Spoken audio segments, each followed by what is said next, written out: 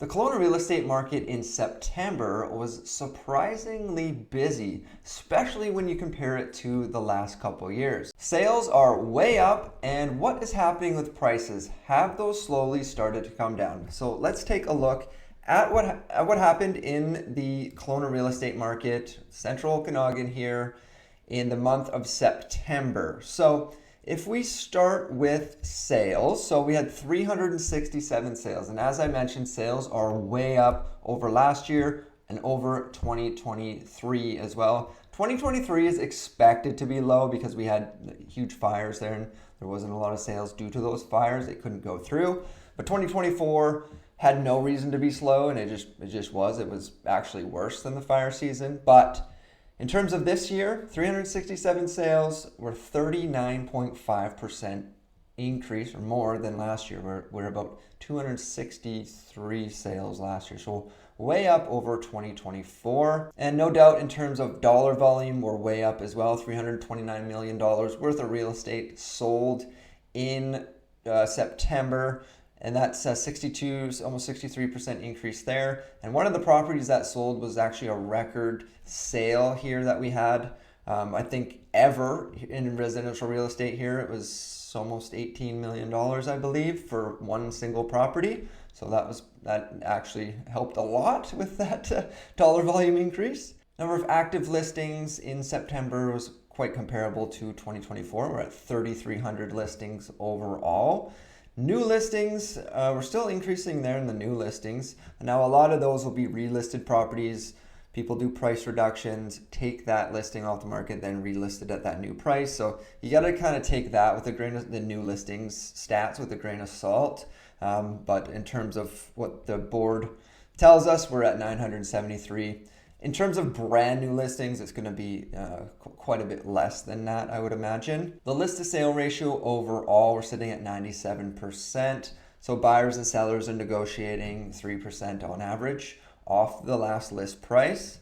And days to sell, we're still pretty high, and I would imagine it's a little higher than 69 overall. So you're just over 2 months on average to sell, probably a little bit more depending on how the type of property you have, the way you position it in the market in terms of price and how clean it is, all that sort of stuff. But on average, what we're seeing is 69 days. Again, is probably a little bit higher than that. Now, if you have any questions about the Kelowna real estate market, you're looking to buy or sell, simply shoot me a text message to the number on the screen there. Be happy to help you out. And all of my other contact information is down below in the description. Now, I made a couple graphs this month. So the last 3 years in terms of sales, just to show you where we actually are compared to the last 3 years.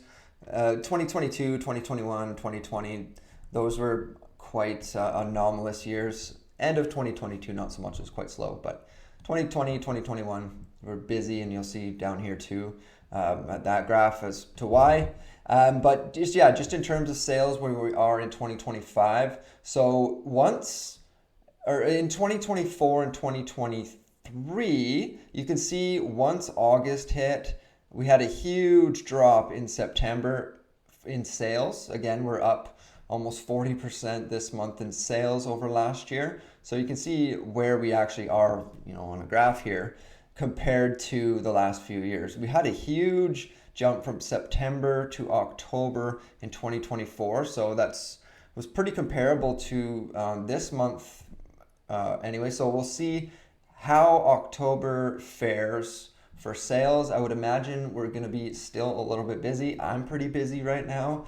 And my whole team is really busy too. And so I would imagine that October is going to be another good month. And then as per usual, we'll probably see a drop off in sales November, December, January, slowly ramping up in February. Now, in terms of September alone, so this is the 10-year sales stats for just September. So from 2015 to 2025, just to show you exactly where we kind of stand right now. So now that we've had 367 sales at the end of September, we're actually pretty close to the 10-year average. And the 10-year average, as you can see by this big mountain here, that it's very skewed. So if that was a little more flat, even if it was 500 sales, and we kind of flatten that out, we'd be probably right at the 10-year average there. So we're very, very close to being in a normal market. We're still in a buyer's market, but it's slowly starting to flatten out there. So hopefully that gives you a better idea as to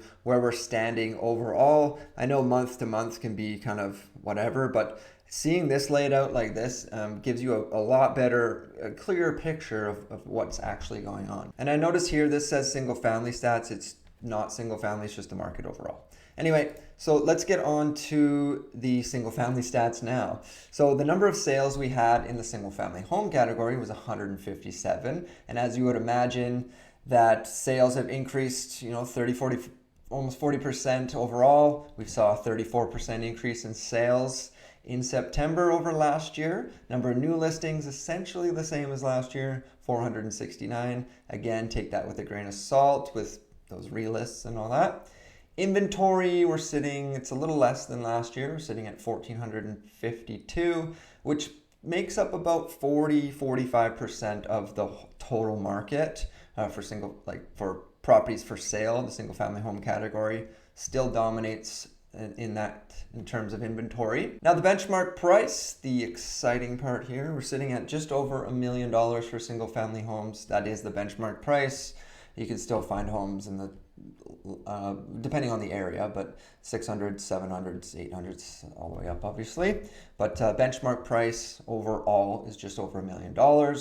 And that's essentially the same, a little bit more than last year. Now the average days to sell a single family home is around 2 months right now. Again, take that with a grain of salt too, because of those relisted properties. For example, let's say a home sat on the market for 60 days, it didn't sell, the owners did a price reduction, then they relisted the property and it sold, let's say it sold another 60 days later. Well, that at home actually sat on the market for 120 days. So again, take that with a grain of salt. It's probably closer to 70, 75 days on average with those relists.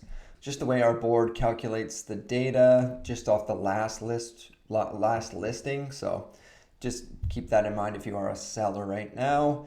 And if you are a seller, the list to sale price ratio right now is just over 97%. So again, you and the buyer negotiating just under 3% off of the list price, the last list price. Now the months of inventory telling us we are in a buyer's market, 9 months of single family home inventory right now. That's calculated by taking the inventory and dividing it by the total number of sales we had by the end of September. So at the end of September, 9 months of inventory, again, deep into a buyer's market there. And the absorption rate tells us the same thing. So essentially 11% of the homes that were on the market during September actually sold. So essentially, if you're a seller right now, you have about a 1 in 10 chance of selling your home in a given month. Now, if you've made it this far in the video, first of all, thank you for sticking around. And if you're not subscribed yet, go ahead and hit the subscribe button if you want to stay up to date on all my videos going forward. All right, so let's get into the single family home pricing overall. So this is over the last 10 years that I have here. So let's start there. Let's start at 2015, essentially. This is again the benchmark price, keep that in mind. So benchmark price in 2015 was $514,000, and that's essentially doubled in the last 10 years. So due to this huge spike that we had here. And 5 years ago, we're sitting at $760,000. And from that time to the peak of the market, we saw a 55% increase, which amounts to about a $420,000 increase in value. And then we've seen about 11% drop off since then. So not too bad. The last couple of months, we've seen the price come down a little bit. With the increased number of sales and the listings still remaining high, I would imagine prices will still come down maybe a little bit. I don't see them crashing because they kind of already did crash here. We saw in some areas, we saw 20-25% crash between March 2022 to, I think that was January. No, that was the end of 2022 is when we kind of bottomed out. The bottom was December 2023. We obviously, once interest rates started going up, we saw a huge drop there. So that gives you an idea of the pricing overall in the Central Okanagan for single family homes. Now I wanted to just highlight 5 neighborhoods on what's actually going on in the different neighborhoods, just so you can compare, especially if you aren't from here. You can kind of see which neighborhood might fit you best. So let's go into that right now. Okay, so let's just take a look at these 5 neighborhoods. Starting with, so I have Rutland, Wilden, Lower Mission, Kelowna North, which is downtown, and Glenmore. So let's start with Rutland. So Rutland's peak of the market was, and I'll just quickly go over each one like this.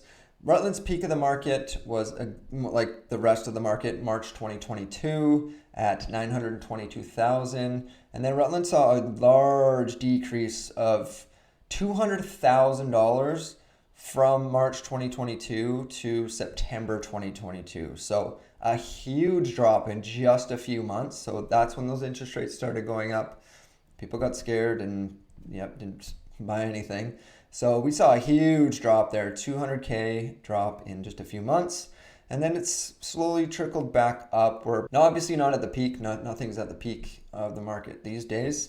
But Rutland right now, 794. That's the benchmark price for a single family home. Now you still can find homes in the 600s that, fixer uppers, that sort of thing. Now let's go up to Kelowna North, which is downtown Kelowna, and Glenmore. So they're very, very similar. You can see there's barely any difference in price there. Both peaked out at around 1.1 million, and now they're down to, around 940, 950 kind of thing. Now, if we take a big jump up to the Lower Mission and Wilden, they both peaked out at around $1.4 million in the peak of the market in March 2022. And then they've seen a small drop there, about 150 grand in each area. And they're very similar. They're not close to each other at all. Wilden is above Glenmore, which is more north of the city. And then the Lower Mission is south or below the Upper Mission. So in terms of price, if you are looking in different areas of Kelowna in I'd say the $1.1 million range and up, you have a lot of choice in the different areas of town. And in terms of the type of home that you'll see in the Upper Mission compared to Wilden, the Lower Mission compared to Wilden. Lower Mission will be a lot of older homes, but you get a decent property. You get about a 1/4 acre on most properties. And whereas in Wilden, you'll get essentially a brand new home on a smaller parcel, but the homes are brand new, 2-3 stories, 3,000-4,000 square feet, that sort of thing. So the property types are different, but the prices are very similar. Lower Mission, you're going to be closer to the lake. Wilden, you might have more of a view of the city and you're living right in nature. So it's really nice. Now, if you're looking to make a move to Kelowna, check out this video right here. These are the top 5 neighborhoods in Kelowna.